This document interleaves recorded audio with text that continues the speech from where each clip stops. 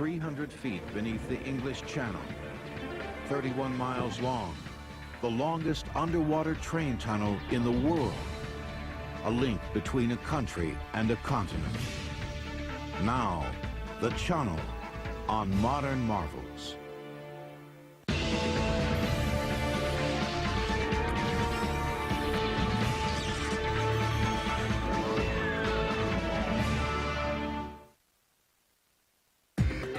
Modern Marvels. It used to be that the only practical way to get from England's famed White Cliffs of Dover across the English Channel to the French coast was by boat. The trip across the temperamental currents of the Channel could be unpredictable and unpleasant.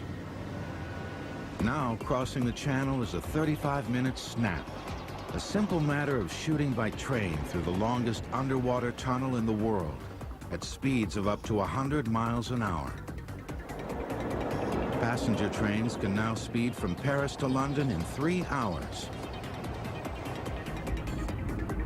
Shuttles carry trucks and cars which drive aboard remarkable open-ended wagons and line up bumper to bumper. It's quite a pleasant experience, actually. It's much nicer than travelling on a boat or the Sea Cat or anything else, because it's not so choppy. Weather's guaranteed down under the tunnel, so it's quite nice.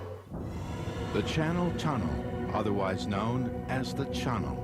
It's not much to look at, this long, narrow corridor in the ground, but make no mistake about it, the Channel Tunnel is one of the engineering marvels of our time. It took an army of some 7,000 workers 7 years and almost $14 billion to drill this 31-mile link between England and France. They had to drill not one but 3 underwater tunnels in the harshest of environments, fighting bad rock, unexpected fissures and serious leaks, while tracking a rumpled path of bedrock that dips 150 feet beneath the channel floor. To drive a tunnel 30 miles through chalk and to then fit it out as a railway system, to build 2 very large road rail interchanges at each end and to complete the project was an achievement. It really is another wonder of the world that it was done at all. The chunneling team also had to overcome a cultural divide between England and France and a deep hostility to the very idea of linking the 2 lands. Here we were connecting 2 countries that hadn't been connected for 8,000 years. It was a huge advance in imagination, in technique, and in sheer persistence to get it done. Well, the site workers used to say this is, the biggest thing since the pyramid sort of thing, I mean, it is, as an engineering feat, it's absolutely phenomenal. Before the Chunnel opened in 1994, most people had to cross the English Channel, which averages 23 gale force storms a year, by boat. The often stormy passage was one of the most heavily trafficked waterways in the world, with as many as 750 ships a day carrying people and freight between Britain and France. The dream of an alternative means of making the trip goes back at least as far as 1785, when a pioneering aviator flew over the Channel in a hot air balloon. It was a Frenchman named Albert Mathieu who in 1802 drew up the first serious plan for a Channel tunnel, envisioning a horse and buggy passageway to be ventilated with a chimney-like shaft drawing air from above the waterline. The proposal was as bold as it was impractical. England and France were at war, and the idea of giving Napoleon direct access to the English mainland was not very popular, at least not among the British. Another Frenchman, Thomas de Gaumond, was the next champion of the Channel Tunnel idea. De Gaumond proposed building an artificial island in the middle of the channel and linking it to each coast with prefabricated tube tunnels that would lay on the channel floor. To allay British fears, he included flood valves in his design that could inundate French troops in case of an attack. Other 19th century schemes for a cross-channel link included one for a kind of submarine on wheels, and another for an underwater tube suspended by a long line of floating anchors. The invention of the tunnel boring machine, or TBM, in 1875 brought new life to the Channel Tunnel idea. This massive air-powered drill was, in its essentials, identical to the TBMs in use today, with a rotating drill head that could gnaw through the toughest geology at the then phenomenal speed of an inch a minute. In 1881, pioneering TBMs actually began drilling off the coast at Dover and on the French side at Calais. This 1881 tunnel was driven in the same chalk marl that we chose in 1985. The geologists knew that this was the best stratum. What they couldn't be sure of at that time was whether it went all the way across to France. I don't think they actually developed the notion of how you would get this tunnel all the way across. I think government said, prove to us that you can bore a tunnel in this material and that you know where to bore it. And that they did. And the tunnel is, what, about 7 feet in diameter. You can walk down it, and we did walk down it. And this rotary machine cut a beautiful, smooth, circular bore in the chalk. So it demonstrated it could be done. After a year of drilling, each TBM had burrowed more than 5,000 feet. But as the tunnel became more of a reality, English invasion fears returned. And the government pulled the plug on the project because officials said it would fatally weaken Britain's national defense. Support for a channel tunnel persisted in the new century, and the British government finally commissioned borings of the channel floor in the 1950s to see if tunneling was geologically sound. As luck would have it, a layer of rock called chalk marl, ideal for tunneling because it was easy to cut, strong and impermeable, ran the breadth of the channel from Dover to Calais. Unfortunately, the chalk marl was sandwiched between unstable layers of rock and clay that could collapse if disturbed and trigger a flood. Worse still, the path of the chalk was narrow and furrowed and would be extremely difficult to follow. Nevertheless, engineers were confident that they could follow the chalk marl, and in 1974, TBMs once again began to chew their way toward each other from either coast. And once again, the British backed out, ostensibly because government funding fell through, but also because the idea of connecting England to Europe was still highly controversial. The Brits, I suppose, we're an island race. And for generations we have felt safe from invasion because of this narrow strip of water.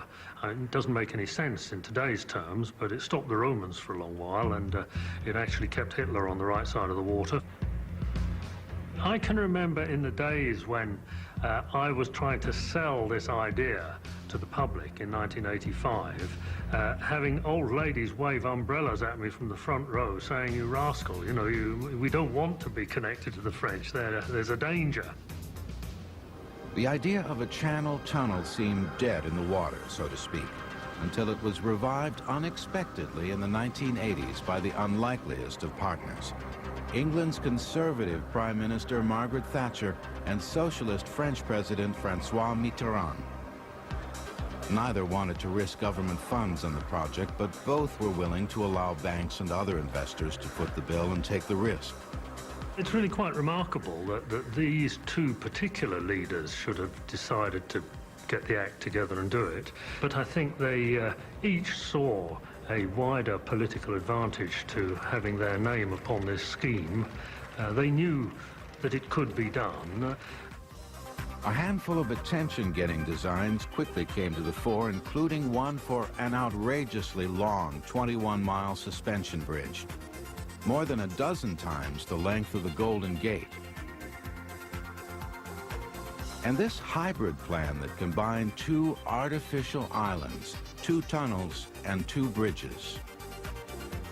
The winning proposal for a rail-only link called Eurotunnel was reassuringly straightforward. It consisted of 3 tunnels, 2 of them 23 feet in diameter for trains coming to and from France, and a smaller service tunnel in the middle for maintenance and emergencies. The tunnels would stretch 31 miles from terminal to terminal, 23 miles of which would be underwater. The most daunting aspect of the proposal was the sheer amount of tunneling involved, 125 miles worth in all. In addition to the 3 main tunnels, large crossover chambers in which trains could change direction would have to be cleared. Cross passages linking the 3 tunnels every 1,200 feet and enabling people to escape in an emergency were also part of the plan. As were scores of piston relief ducts, smaller overhead connecting tunnels that had to be drilled every 800 feet to allow the pressurized air created by speeding trains to escape. The plan called for the tunnel to be built by a consortium of 10 major French and British engineering construction companies over a period of 7 years at a cost of almost $7 billion. Over 200 banks would put up the money, making this the most expensive privately funded construction project of all time. The budget, of course, was more or less a guess.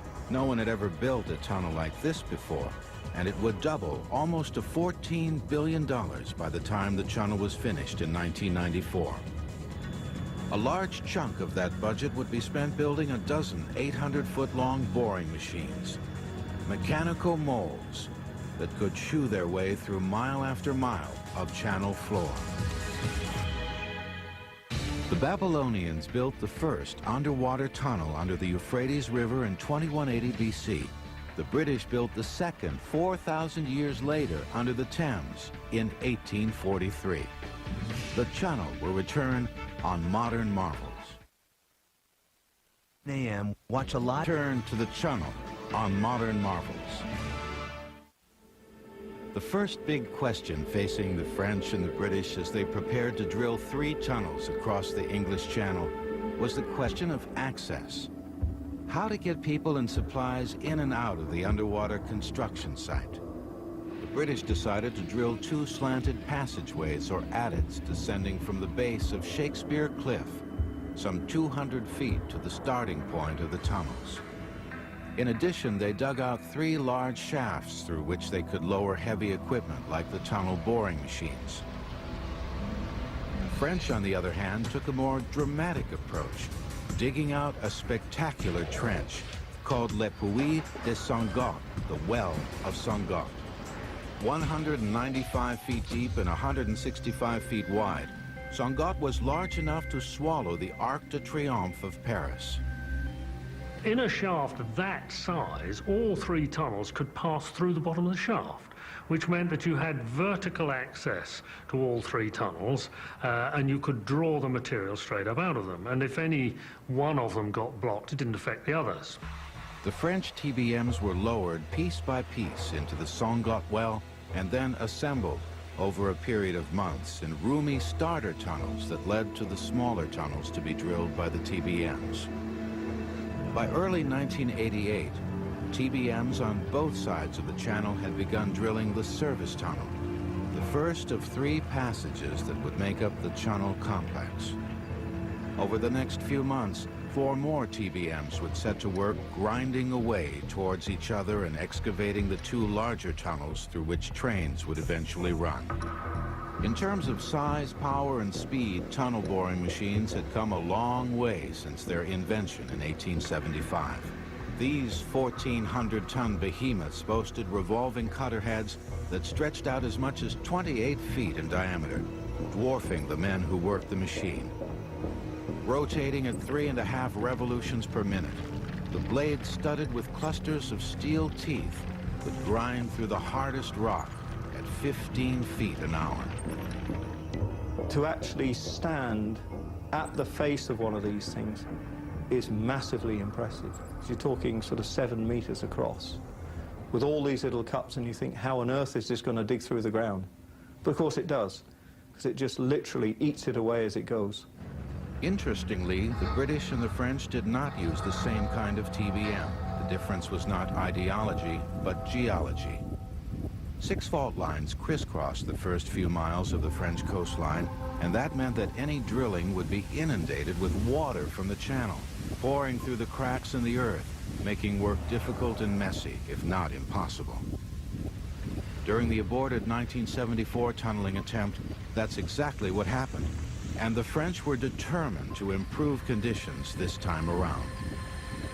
It took 18 months to design and build a special waterproof TBM, a virtual tunneling submarine that could plow through the seabed in monsoon-like conditions, keeping equipment and crew bone dry, and that could withstand tremendous water pressure, up to 7,500 tons worth, the kind of pressure the TBM would encounter if water from the channel crashed full force into its path. The British, on the other hand, didn't expect a lot of wetness, so they drilled with more conventional open-face machines. It was a decision they would come to second guess, as unanticipated waterfalls made much of their drilling a very messy affair. The TBM, of course, was at the heart of the tunneling process, eating its way through tons of rock, while carefully following the skinny, wrinkled path of chalk marl across the channel. Surveyors had fixed the difficult route, boring thousands of samples from the channel floor and mapping the seabed with sophisticated sounding techniques. A TBM driver sitting just behind the cutting head kept the machine on course with the help of satellite input and laser probes. He has at his console a readout of precisely where his machine is with respect to where it ought to be, and so he can steer it to keep it online. It's, if you like, entirely blind flying because you can't see through solid rock, but the machine computer tells him precisely where his machine is with respect to where it should be at any time.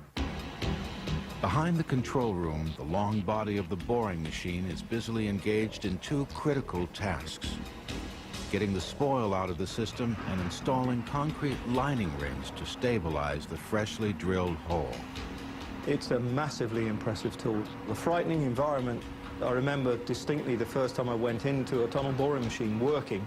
You had to go onto a very, very tight walkway with a conveyor going above you with all the spoil coming from the face. And you'd walk up through all this complex machinery that was lifting segments of concrete, these huge segment linings, nine tons each. And you had to literally creep through these tight, compact areas of the head of the tunnel boring machine to get into the little bit at the front end which actually was doing the work. All the rest of it was mechanically driven, but right at the front, just behind the head, were the guys who were actually putting the linings up onto the wall of the tunnel. It would take about 20 minutes to erect a complete ring of lining behind the tunnel boring machine. So, provided you could excavate that 1.5 meter ring width in the same 20 minutes, the machine never had to stop. One of the most impressive things about the TBMs was their sheer length. It took minutes to walk to the rear of these 800-foot-long machines, a distance of nearly 3 football fields. As many as 17 wagons loaded with support apparatus stretched behind the cutting head, containing everything from transformers to grouting mechanisms to ventilation and air compression systems to a lunchroom and an infirmary. The British alone produced and installed over 500,000 lining rings. The concrete used for the rings, which support 150 feet of seabed and 150 feet of ocean, had to be the strongest ever mixed, twice as strong as that used to line a nuclear reactor. All the granite for the concrete was quarried from a single mountain on the west coast of Scotland to ensure it was of uniform quality. 8 assembly lines churned out hundreds of different types of segments, including concrete rings that were 12 feet thick, used to prop up weaker passages. Spoil disposal was another huge and vital part of the tunneling process. Because their spoil was wet to begin with, the French mixed it with water to create a kind of slurry which they pumped a mile outside of Senghor and dumped atop an artificially created 125-acre basin called Fond Pignon. 6 pumps, each one strong enough to dump enough spoil per hour to fill a baseball diamond to a depth of 36 feet, spewed the slurry to the dump site. The British expected their spoil to be dry, so they opted to haul it out by conveyor belt and train. But once outside of the tunnel, the Brits weren't quite sure how to dispose of it. Various different options were looked at, some of them requiring train loads of wet chalk to be taken around the country and lost somewhere. There were various environmental concerns about where we were going to dump this spoil. The logistics of moving it away quickly were very important, and in the end it was decided that we would leave it as close to the hole where it came out of the ground as possible. After looking at 90 possible dump sites, authorities opted to toss the spoil into the channel, adjacent to Shakespeare Cliff, the point at which it had been removed. This proved to be an immense undertaking. To keep the spoil intact so that it would solidify, a huge seawall was built and driven into the sea. The seawall frame was the largest sheet steel structure ever fabricated. As the 5 million tons of spoil rose up through the sea, it congealed and eventually added 73 acres of landmass to England.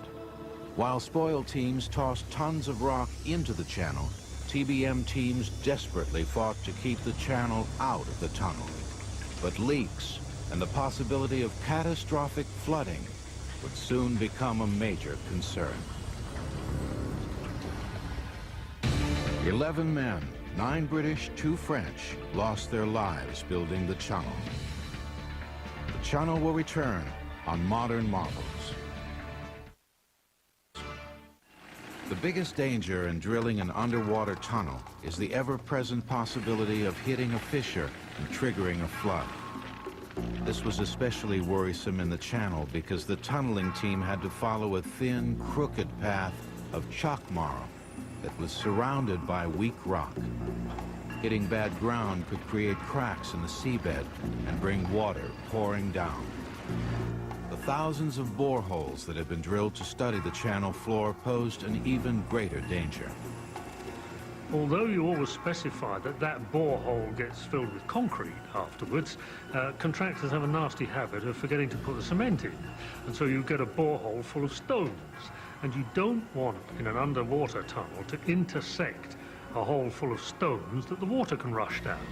So all we had to do before we started was to try to determine precisely where over 3,000 boreholes over 200 years had been sunk into the bed of the channel, so as to avoid them with our boring machine.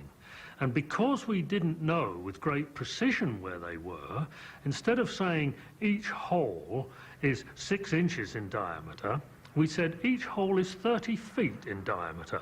Miss it. The many borings, at least, gave engineers a pretty good idea of what they would find in the channel seabed, or so they thought. Must have been one of the most surveyed bits of ground in the world, and yet the tunnel boring machine on the UK side still hit unexpected wet ground just off the coast. Everyone expected it to be them to be going through dry chalk all the way, and they had machines designed for that. And so when they suddenly hit wet ground, they were in a bit of trouble.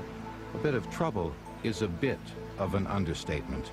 Water began seeping into the British end of the service tunnel in March 1988 as the TBM gnawed its way forward just off the coast. The TBM was designed for a dry environment, but now, week after week and month after month, water was raining into the construction site. Salt water, indicating that it came directly from the sea. I went into the face at the messiest point, under the UK land drive. And if you can imagine a very, very heavy rainstorm that you're working in constantly at the face, that's what it's like, a very torrential rainstorm, all shift long, the whole time. The main concern was obviously that the ground was so soft that it would literally come in above you, that it would collapse. And therefore, the engineers had to be absolutely sure that they could proceed safely. So the choice was, do you try and turn offline? Do you carry on and hope the ground would improve? Or do you stop and find some other way of digging through it? And in fact, in the end, they made the decision to carry on slowly and as safely as possible in those conditions. But at that time, you were literally moving at a tenth of the speed that you would do normally. So it was very, very, very slow. The leaks, as it turned out, were coming straight from the channel, through very fine fissures that earlier tests had not picked up. The good news was the cracks were stable, and while conditions were difficult and unpleasant, they were not life-threatening. Nevertheless, the constant leaks cost the crew a year. Later, in dry ground, the TBMs made up the time by drilling at the record pace of 1,200 feet a week.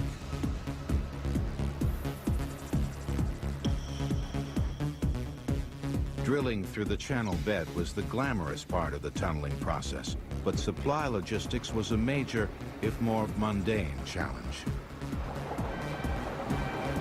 A construction railway, the third busiest rail system in all of England, carried thousands of workers, hundreds of thousands of lining rings, and millions of tons of spoil in and out of the various passageways. The construction railway at its peak was 1,200 pieces of rolling stock, of which something like about 140 locomotives and the rest were supply vehicles. And we were busier than Heathrow Airport in terms of movements. And every single train went in fully loaded and came out bringing out goods and materials that had to be taken to the surface and disposed of. All told, the underground supply trains logged enough miles to go to the moon 5 times. Incredibly, the tracking system used to monitor the incessant traffic was nothing more than a magnetic board covered with colored magnets. A more high-tech computerized system would not have been as reliable in this wet underworld. It was an unbelievable headache. You had all the different tunnels with all the different segments. Each segment had to be numbered and supplied exactly to the number that was going into the tunnel. You had what we called bullets of concrete, which had a lifespan of 5 or 6 hours maximum. So they had to go down. If they were delayed, they went solid, and then they had to be dug out of the bullets, literally by hand. Interestingly, because of the congestion and long waits, and in order to keep down emissions in the tunnel, many of the workers rode to their job sites on mountain bikes. A lot of colleagues used to say that it was good fun going in on the bike, especially if you needed to keep fit. Because some of these guys were going up to 27K on a bicycle to the midpoint of the tunnel. The first 9 or 10K is downhill, and then it's very gentle from there onwards. It was only coming home was the difficult part. Up the hill, that was a difficult one. Even more difficult, making sure that the 2 TBMs eating their way towards each other under 31 miles of channel floor would meet in the middle. After 2.5 years of non-stop tunneling, the time had come for an underwater breakthrough. A British workforce of 3,587 lived in barracks at the job site, put in 10-hour shifts, and earned between $1,000 and $3,500 a week digging out the Channel Tunnel. Chunnel will return on Modern Marvels. I'll return to the Chunnel on Modern Marvels. One of the biggest questions hanging over the channel tunneling process was whether the tunnel boring machines worming their way towards each other from each coast over a period of years would really meet in the middle of the channel as planned. The TBMs could be off target by as much as 2 feet and still have room to swerve towards each other and hook up. But anything more, a deviation of a yard over a distance of 31 miles, would be ruinous. Tunnelers used lasers and geopositioning satellites to steer the TBMs. They also turned to micropaleontologists who analyzed tiny fossils in the soil to make sure they were on course. Chalk was laid down millions of years ago in a big freshwater lake with thousands and thousands of tiny little shell creatures crushed by the weight of material on the top and forming chalk. So in order to ensure that we knew exactly which piece of chalk we were in, we had micropaleontologists employed who would take away a sample of the clay, put it under the microscope, and recognize these microscopic little shells. And if they didn't see the ones we expected, they would say, "You're in the wrong stuff, chaps. You'd better alter the level of your tunnel until you find this correct stratum." So we were constantly drilling ahead of our machine and taking samples.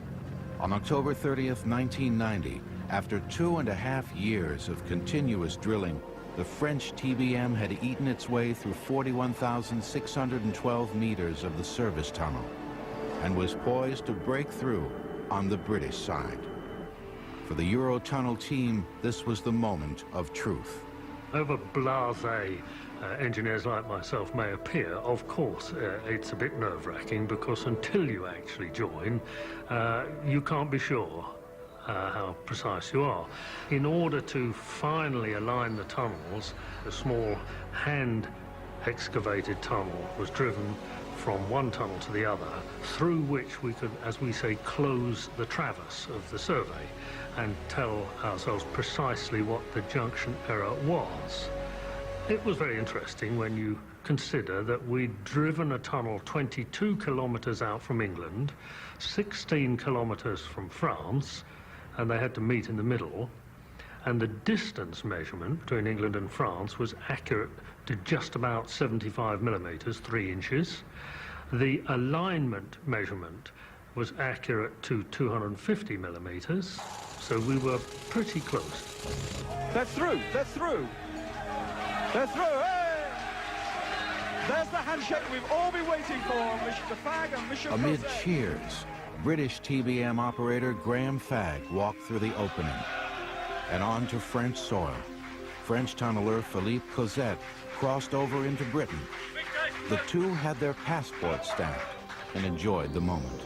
Ladies and gentlemen, just about 4 hours ago, for the very first time since the end of the Ice Age, it became possible for the people of Britain to walk to France and for the people of France to walk to the United Kingdom. Differences between French and British culture, however, surfaced immediately. And when the tunnel junction, of course, there was great excitement. Nobody had walked from England to France for 8,000 years, probably. So when the hole was broken through, we rushed through into the French side, where there were 2 tables laden with Jeroboams of champagne, and a lot of them were ready poured into flutes for us to drink, which we did. The French, of course, rushed into the English side, where there were similar 2 tables laden with plastic cups and mineral water. And the Entente Cordiale nearly collapsed at that point.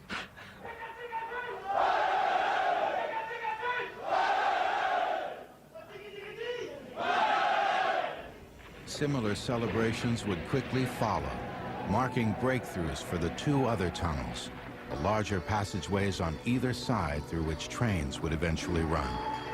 By 1991, the first and riskiest phase of the Chunnel project was complete. Tunnels under the English Channel were at last a reality. The stage was set for a new excavation challenge, digging out enormous crossover chambers, which had to be big enough to allow kilometer-long trains to cross over and change direction from one tunnel to the next. The crossovers, one on each end of the 3 central tunnels, were the largest underwater chambers ever attempted. They were excavated first one side, then the other, and then they ate away at the center section. When you went in there during the construction phase, it was awesome, watching them bit by bit, piece by piece, section by section, line the walls, put the tracks in, put the floor down, put the doors in, and all of it had to be taken in bit by bit and constructed in situ. It's absolutely fantastic, but they just did it like piecing a giant jigsaw together in this massive cavern. The caverns were too large for the TBM teams to quickly install concrete lining rings as they had done in the tunnels. Instead, they used a temporary support technique called shotcreting, spraying a layer of concrete onto the high ceilings and walls to keep them from crumbling. Shotcrete is a thin skin of sprayed concrete to spray directly onto the rock. It creates, if you like, an eggshell structure within the rock, which will stand, as we know, for a considerable period. And that gives us time to advance through and take out all the excavation, and then we can cast inside it a concrete lining at our leisure. The stability of the concrete walls would be severely tested soon after the channel opened in a devastating trial by fire. Electrified fences, baited traps, pits, and dart guns all protect the channel from rabid foxes and terrorist attack. Modern marvels will return. Now return to the Chunnel on Modern Marvels. Putting a train tunnel through the English Channel involved more than, well, just putting a tunnel through the channel. A 31-mile passageway, 23 miles of it underwater, requires its own infrastructure, including cooling, pumping, and ventilation systems that make the whole operation efficient and safe. This is actually W1 pump station, one of three, all told. You've got two on the English side and one on the French side. 5 pumping stations like the service tunnel are responsible for keeping the underground pathways dry. Engineers planned for water to seep down from the channel at the rate of 150 liters per second, which sounds like a lot, but works out to a liter per kilometer. Minimal seepage is a good thing, relieving some of the stress created by the immense weight of the seabed and the channel. Pipes are everywhere in the Chunnel complex. Pipes that keep it dry and pipes that keep it cool, carrying cold water through all the passageways. If we didn't cool the tunnel, the friction of the trains moving through the air would cause the temperature to rise to about 30 to 50 degrees centigrade, which is somewhere in the region of about 120, 140 degrees Fahrenheit. This would mean that air conditioning of the through trains and the shuttles would be extremely expensive in fuel, and you'd get a circular argument of heat generated, air conditioning throwing out more heat, and therefore we have to cool it. The cold water keeps the temperature in the Chunnel a constant 50 degrees. The water in the pipes is chilled here at a cooling plant at the foot of Shakespeare Cliff, next to the original entry point to the tunnel worksite. When it's cold outside, a series of radiator-like fans are enough to keep the pipes cool. In warm weather, enormous chillers are used, 4 of them, each one loaded with 5 tons of refrigerant, the equivalent of 5,000 home freezers. The chillers are among the most powerful in Europe. Each one can reduce the temperature of 200 gallons of water by 6 degrees in a single second. As you can see, it's very windy, about 15 miles an hour. Ventilation of the Chunnel is another vital issue. There has to be a way of getting fresh air into the passageways and of controlling smoke or toxic fumes in case of emergency. Huge ventilators housing gigantic fans, each one equipped with 34 blades, do just that, blowing a constant draft, 161 cubic meters of fresh air per second through shafts like this one in the service tunnel, which distributes the air to the other passageways. Much of the air stays in the service tunnel, which is pressurized to provide a safe haven during a fire. By maintaining higher air pressure in here, smoke or other contaminated air can't seep in from the outside. The tunnel floors, of course, had to be paved and lined with track, over 100 miles worth of state-of-the-art sensor-laden rail that doubles as a signaling system, shooting streams of digitized information to computers on board trains. Catenary lines were installed to deliver power to the trains. In normal use, the Chunnel needs 160 megawatts of electricity, the same amount used by a city of 250,000. In May 1994, after centuries of talk and nearly a decade of construction, the Channel Tunnel was ready for traffic. A lavish banquet in the British crossover chamber marked the occasion. The Chunnel was built with 3 kinds of trains in mind. A passenger train that could speed from Paris to London in 3 hours, and 2 shuttles, a covered one for cars and a larger lattice-framed one for heavy trucks. Both could cross the channel in 35 minutes. The shuttles were especially designed for the Chunnel to make it easy for vehicles to get on, go through, and get off the trains. The wagons carrying trucks are the largest train cars ever built and boast the best speed-to-weight ratio of all time. These trains were of a completely new type because of the need to have a very quick transit through the channel, and that led us to have trains running up to 160 kph and weighing up to 2,500 tons. Generally speaking, in the railway world, you have fast trains, which are light, or heavy trains, which are slow. And we have both here. That was the new fact. Critics had warned that a Chunnel train could become the world's longest crematorium, and fire was a major consideration in their design. The wagons are made from special alloys that can burn for 35 minutes, the length of a trip through the Chunnel, without warping. Unfortunately, the various fire detection and alarm systems were put to the test less than 3 years after the Chunnel opened. On November 18, 1996, a truck shuttle caught fire as it entered the Chunnel at Calais. Authorities believe that a torch was tossed onto the train, starting the blaze. The flames quickly spread to a truck loaded with 20 tons of animal fat. The resulting inferno reached a temperature of 1,300 degrees and had passengers gasping on the train car floor. The shuttle tried to race through to the British side so that firemen could work in the open air, but wind generated by the speeding train spread the fire from wagon to wagon until 14 of the 28 cars were ablaze. Finally, the Euro shuttle came to a stop about 10 miles out of Calais. By the time it was halted in the middle of the tunnel, most of the train was a raging inferno, and all the wagons were melted down just like huge dollops of metal. And they did have to be prized away from the line. The line was totally destroyed.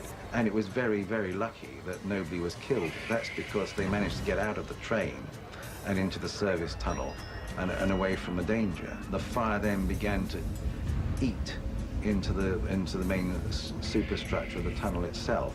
Given another hour or two, if that fire hadn't been brought under control, maybe there would have been a collapse, which would have brought the whole thing down. As a result of the near catastrophe, Eurotunnel has made key changes in its firefighting strategy. Instead of ramming through to daylight in a literal blaze, the plan now is to stop in the tunnel, let passengers escape to safety, and fight the fire with hoses and suppressants on board the train. The fire has certainly not deterred people from using the Chunnel. 31 million people a year, 1,000 cars an hour, now cross the English Channel from below. Many of them make day trips from England to France to shop. You can even buy Irish Guinness in France cheaper than you can buy it in England. That's the advantage. You can buy wine. £1 a bottle. People will go from the UK across to France for a night out and then come back. I mean, that is just extraordinary. It wouldn't have happened, you know, it couldn't have happened 20 years ago. Chunnel traffic is expected to double by 2010, and Eurotunnel has already submitted plans for a second channel tunnel, possibly for cars as well as trains, to be built in 2020. This despite the fact that it'll still be years, perhaps decades, before Eurotunnel investors see any profit on their historic venture. All earnings so far have gone to pay off the immense debt incurred in funding the $14 billion project. But numbers don't really tell the story of the Channel Tunnel, a story not so much of profit and loss as of incredible engineering and the irrepressible human desire to stretch across distances, overcome natural and cultural boundaries, extend the limits of technology, and find a cheaper bottle of wine. Squids use ink to cloud the water and escape. We use it to draft our freedom. Some even use it for some freaky-looking tattoos. It's one of the most useful inventions of all time. 3,000 years in the making. Don't miss Ink on Modern Marvels. Tonight at 10 on the History Channel. Bolivia.